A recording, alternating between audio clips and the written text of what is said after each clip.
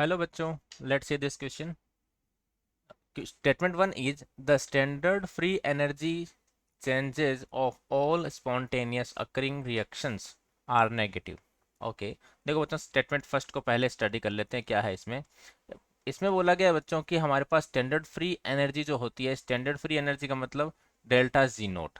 Okay, standard free energy changes of all spontaneous occurring reactions are negative. तो देखो बच्चों, हमारे पास स्पॉन्टेनिटी की हमारे पास तीन कंडीशन होती है. स्पॉन्टेनिटी की तीन कंडीशन होती है जो कि डिपेंड करती है गिव्स फ्री एनर्जी पे. तो देखो, जब भी हमारे पास डेल्टा जी नोट की वैल्यू जीरो हो सकती है, एक हमारे पास डेल्टा जी नोट की वैल्यू लेस देन जीरो हो सकती है, और एक हमारे पास डेल्टा जी नोट की वैल्यू ग्रेटर देन जीरो हो सकती है. ये हमारे पास तीन पॉसिबल कंडीशन हो सकती है. इन कंडीशन के अकॉर्डिंग देखो, जब हमारे पास डेल्टा जी नोट जो है जीरो होता है बच्चों, तो जब भी जीरो होगा तब हमारा सिस्टम क्या होगा? इक्विलिब्रियम में होगा. क्लियर? और जब भी हमारा सिस्टम जो है उसकी स्टैंडर्ड फ्री एनर्जी जो है वो क्या हो? लेस देन जीरो है, तो स्पॉन्टेनियस होगा. क्या होगा बच्चों? स्पॉन्टेनियस. स्पॉन्टेनियस का मतलब क्या होगा? वो रिएक्शन फिजिबल होगी, हमें एक्स्ट्रा हीट की रिक्वायर नहीं होगी रिएक्शन को स्टार्ट करने के लिए. लेकिन अगर हमारा सिस्टम जो है उसकी डेल्टा जी नोट की वैल्यू ग्रेटर देन जीरो है, तो वो प्रोसेस जो है हमारा क्या होगा?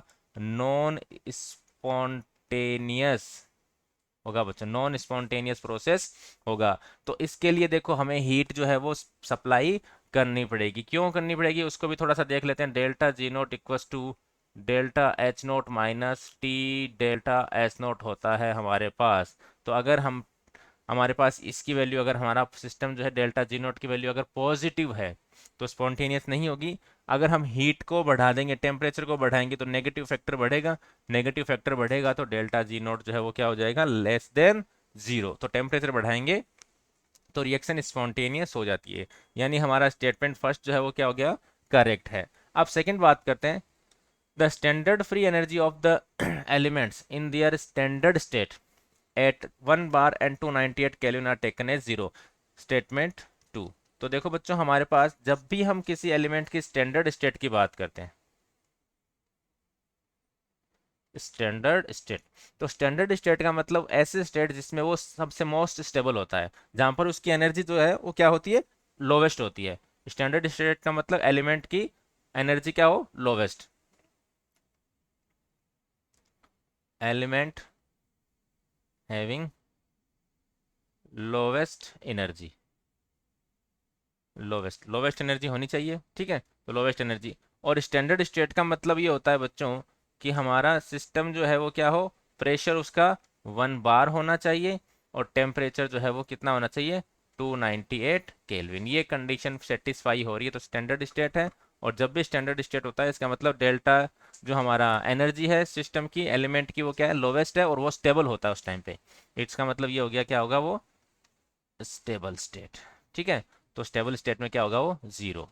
सो हम ये कह सकते हैं स्टेटमेंट टू जो है वो क्या है? करेक्ट है.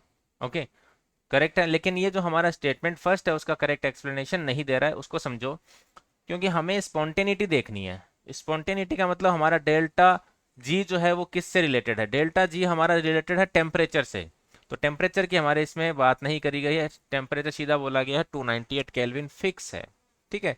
तो हमें अगर स्पॉन्टेनियस बनाना होगा तो टेम्परेचर को बढ़ाना भी पड़ सकता है, और ठीक है ना, बढ़ा भी सकते हैं, और डेल्टा टी को हम जीरो भी कर सकते हैं. एक्चुअल में हमारे पास टी जीरो होना थोड़ा सा इम्प्रॉपर बात हो सकती है, क्योंकि जीरो कब होगा? जब -273 केल्विन होगा तब. तो स्टेटमेंट फर्स्ट सेकंड है, स्टेटमेंट टू सेकंड है, लेकिन टू जो है वो करेक्ट एक्सप्लेनेशन नहीं है स्टेटमेंट वन का. So the correct answer is option B. So thank you very much and best of luck.